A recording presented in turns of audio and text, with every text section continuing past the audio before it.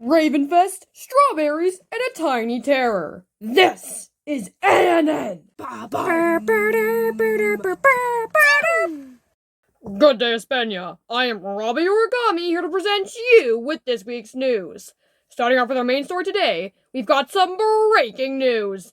A rogue dwarf known as Pauline has infiltrated the country and has been causing quite the ruckus. Her current crimes are throwing Parker into a bush, hiding in the helmet bins, trying to sumo wrestle innocent bystanders, putting an unholy amount of salt on Ethan's potatoes, who, quote, tasted the ocean, attempted murder of Xander's clients, and, worst of all, attacked Parker with water guns as he was trying to save her after she had locked herself in the raft shack. Pauline also said, and I quote, I am the Aspenian Mafia. Don't mess with me. I will come for your family.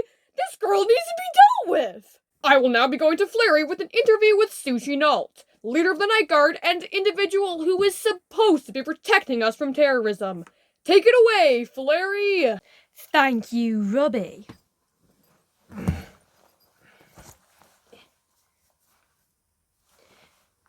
Sushi, how come you've let Pauline go free?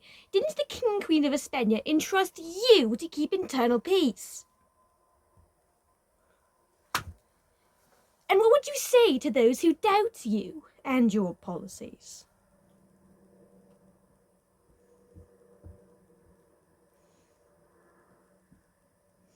Wow, well, can't get any more clear than that. Back to studio. Thank you, Flurry.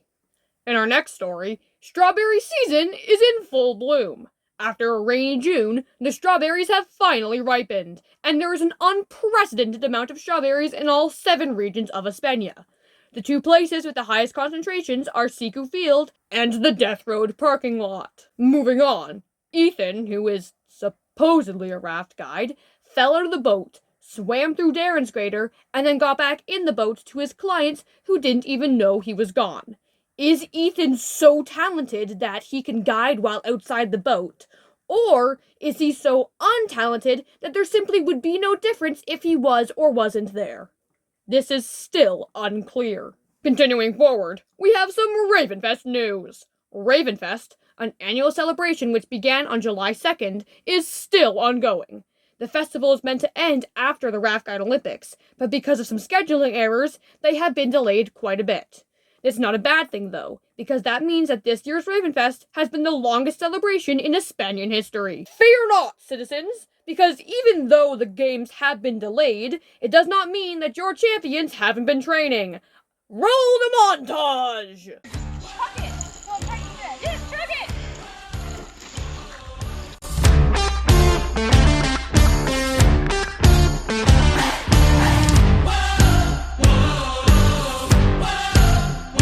I am success.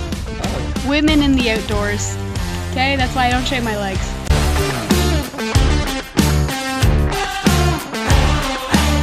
What's it like? What's it like being the best? You know what? It is the best. And do you think Pauline will ever really get it? No. She's a little too short.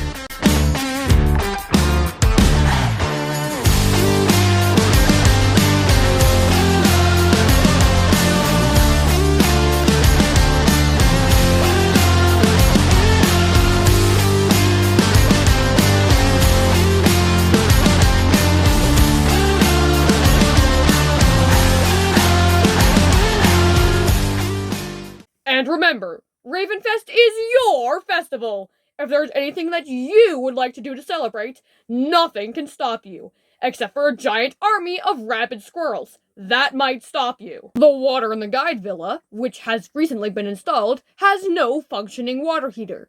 This means no warm showers for those of you who have a shower within their residence. Me.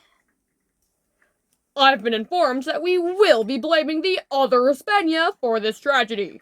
That's not all the villain news we have, as with the new solar battery arriving in just a few days on the 21st of this month, the guide fridge will once again have to be moved. I will now be going to Sherry with her international news segment. What are they doing over there? Take it away, Sherry! Thank you, Robbie. The World Santa Congress, which is apparently a real thing, has recently brought midsummer celebration and fun to Denmark, which has been going through a nasty heatwave. I would make a snide comment about wearing winter clothing in 30-degree heat, but I, for one, do not want cold this year.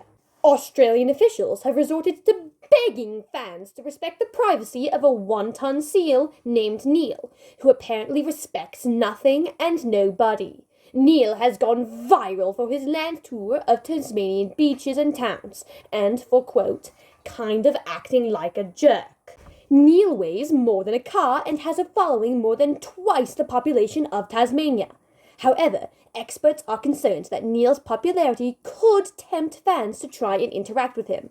Clearly, they need to watch our PSA about not petting wild animals. A dog from the UK reportedly got high on cannabis and then decided to climb the tallest peak in Scotland, Ben Nevis. In other news, Darren has decided that he would like to adopt a dog. Those are all the international news stories for today. Back to studio. Thank you, Sherry.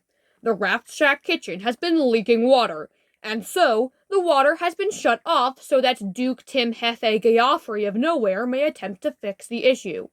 Wet floors are the bane of the Queen's existence, and so, if you are wet, do not enter the kitchen, as your feeble mortal needs, such as food and not starving to death, are not as important to us as the dryness of the kitchen floor. I will now be going to Gary with the forecast. How's this week's weather, Gary? Thank you, Robbie.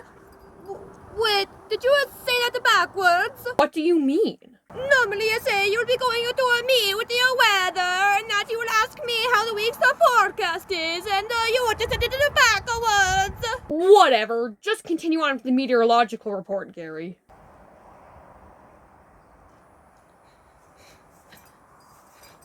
Of course. Sunday calls for rain with a high of 16 and a low of 14. Monday and Tuesday will be partially sunny with a high of 23 and a low of 12. And Wednesday to Friday seem to be looking like a rain with a high of 22 and a low of 15. Back to you, Robbie! Thank you, Gary. In our final story for today, Marquess Taylor and Earl Graham will be returning to the Fuchsie of Nowhere next week, and will be staying for nearly a month. Marquess Taylor will be trained into behind-the-desk work at Rafting, Newfoundland, and both him and his brother have expressed interest in helping with the production of ANN moving forward. That is all the news for this week. Thank you for tuning in, and we will see you next week on ANN!